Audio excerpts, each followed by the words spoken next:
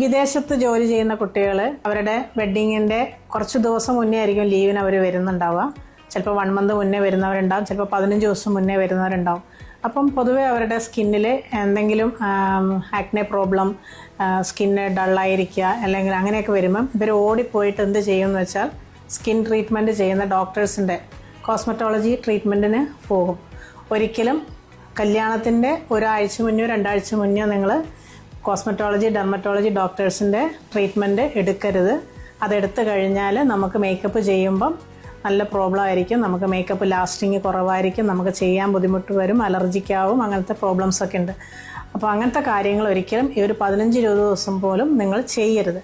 അഥവാ നിങ്ങളുടെ സ്കിന്നിന് അങ്ങനെ പ്രോബ്ലങ്ങളുണ്ടെങ്കിൽ നിങ്ങളൊരു 6 മന്ത് മുന്നേ അതിൻ്റെ ട്രീറ്റ്മെൻറ്റ് സ്റ്റാർട്ട് ചെയ്ത് ഒരു 3 മന്ത് മുന്നേ അത് നമ്മൾ സ്റ്റോപ്പ് ചെയ്യുന്ന രീതിയിൽ നിങ്ങൾ ആ ട്രീറ്റ്മെൻറ്റ് എടുത്താൽ നിങ്ങളുടെ ബിഗ് ഡേ വളരെ ഭംഗിയായിട്ട് നിങ്ങൾക്ക് മേക്കപ്പ് ചെയ്താൽ നല്ല ഫിനിഷിങ് കിട്ടുന്നതായിരിക്കും.